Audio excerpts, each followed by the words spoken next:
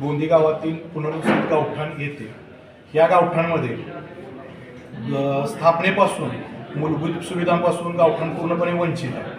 हे वंचित आहे म्हणजे तिथं मूलभूत अंतर्गत रस्त्याचं काम नाही व्यवस्थित, सांडपाणी व्यवस्थापनावरती कुठल्याही प्रकारे कामकाज झालं नाही. तिथं जे जनावरांचे गोठे आहेत त्याचं मलमूत्र विसर्जन आणि त्याची जी काही शेण आहे त्याची व्यवस्था कुठल्याही प्रकारे करण्यात आलेली नाही. या अनुषंगानं ग्रामपंचायत गोंदी यांच्याकडे आम्ही वेळोवेळी मागणी करतोय की बाबांनो इथील गटरची व्यवस्था करून द्या, सांडपाणी विल्हेवाट व्यवस्थित लावा, तसंच अंतर्गत रस्ते स्वच्छ करून द्या. तिथला रोगराईचा जो प्रश्न निर्माण होणार आहे या अस्वच्छतेमुळं तो कुठंतरी क्लिअर झाला पाहिजे, यासाठी त्यांच्या मागं लागलोय. परंतु विद्यमान ग्रामपंचायतीचे सरपंच आहेत हे स्वतः कुठलीही ठोस भूमिका घेत नाहीत.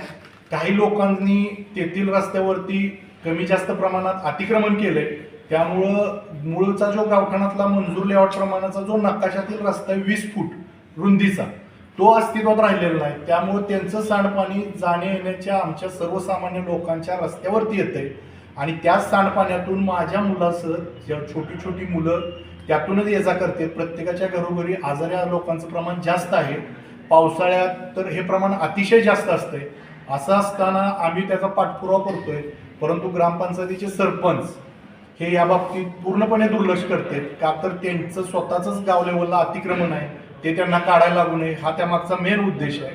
आणि त्याविषयीची मी सरपंच विद्यमान आता या दरम्यानच्या अनुषंगानं मी वेळोवेळी ग्रामपंचायत सरपंचांच्याकडे ग्रामपंचायत लेवलला पाठपुरावा करत असताना दिनांक 1 डिसेंबर 2025च्या ग्रामसभेमध्ये मी जाहीरपणे सरपंचांना व तेथील उपस्थित ग्रामस्थांना सांगितलं की जर तुम्ही 26 जानेवारी पूर्वी जर हे सांडपाणी विल्हेवाट लावून जर व्यवस्था नाही करून दिली आम्हाला तर मला आत्मदहन करावं लागेल आणि त्याची व्यवस्था तुमची जबाबदारी राहील, ह्याची खबर तुम्ही नोंद घ्यावी.